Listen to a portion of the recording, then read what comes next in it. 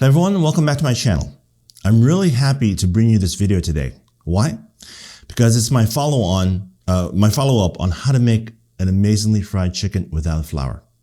I know you guys like that video because it now has 37,000 views.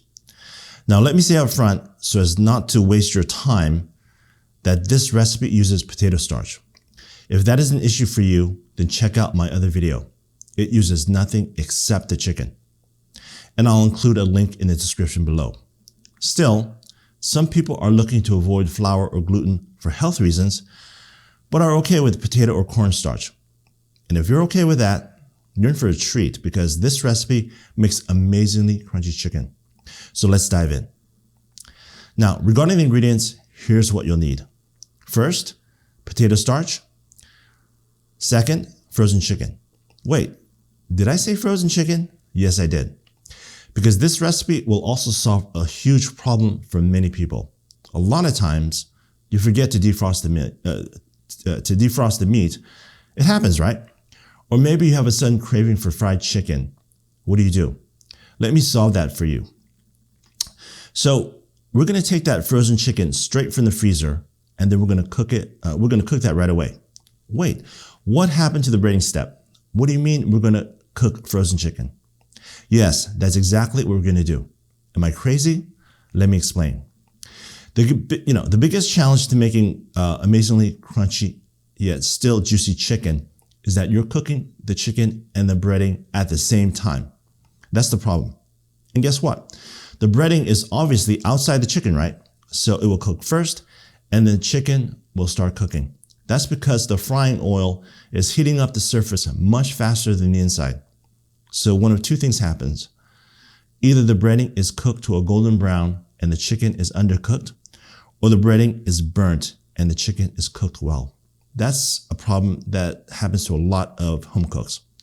Now you get the idea. So how do we solve this? As a chef, what I do is separate the cooking of the chicken from the frying step. Do you see what's happening?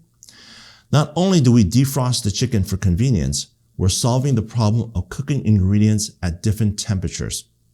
And what is the best way to cook the chicken? By steaming, of course. I'm using a simple steamer for this. No need to get fancy. Now, I don't recommend using a dedicated steamer for this, especially one that is sealed. The reason I like the regular steamer is that you can lift the lid and check the temperature of the chicken. You'll want to get it around 150 degrees Fahrenheit. In one of my past videos, a viewer said that I boiled my fried chicken. I wonder what he would say if he saw this. Okay, so here you can see that we've defrosted the chicken very quickly. And guess what? Because we are using steam, there is absolutely no danger that it will go dry. It can't. We're using hot water to cook the chicken. That's why this works. Here, you can see that it's cooked to exactly the right temperature, but it's still very tender and juicy. Now, let's prepare the seasoning and the breading. Like I said, we're going to use potato starch. You can also use cornstarch if that's what you have.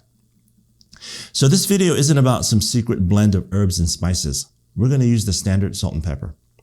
Also, we'll add cayenne pepper because I love a bite to the flavor, plus smoked paprika for color and coriander seeds.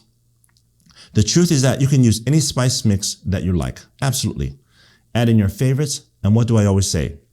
Adjust to your taste. Now, make sure it's all mixed together. I like to use a whisk to get it blended. When we mix the potato starch and the seasoning, the important thing is the ratio. I'm talking about the ratio between starch and seasoning. I typically go for about 30% seasoning to starch, but you can definitely bump that up for a stronger taste. Once again, make sure to mix and blend very well. Now, let's add the chicken. But wait, let me give you another tip. Before applying the breading, rub the seasoning mix onto the skin of the chicken. What this does is lock in the flavor. You'll get the flavor of the rub that's not dulled by the breading. So now here we go. I like to use a spoon to scoop up the breading and apply it evenly all over. Make sure you get every nook and cranny. So now, this is an extra step that is optional. What I do is take a non-stick spray and go over the chicken. The idea is to add another coat of breading But like I said, this step is not necessary. You might not have a spray, so you can skip this. But if you did use a spray, then go ahead and add another layer to the breading. Now, it's a good idea to let this sit for a while so the breading can settle onto the surface. The final breading should look something like this. Okay, it's time to fry. And here, I'm going to throw another curveball at you. No, we're not going to deep fry. Instead, we're going to shallow fry the chicken. Let me tell you why. First, it's safer because you are using less oil. And even more important, it's very easy to monitor the temperature of the chicken, as you can see.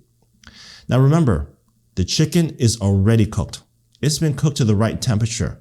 So all we need to do is brown the breading on the outside. You see how easy that is? That means it only needs to cook on one side for about 1 to 2 minutes, depending on how brown you want it. Also, flipping the chicken is very easy. The shallow fry makes all this possible. Now let's take a look. That breading is incredibly flaky, crispy, and delicate. I will say that the potato starch makes for a crunch that is very light. You don't get the feeling that you are eating some heavy flour. Instead, you will taste a crispy texture that almost melts in your mouth. So there you have it, folks. I hope you enjoyed this recipe, and I'll see you in the next video.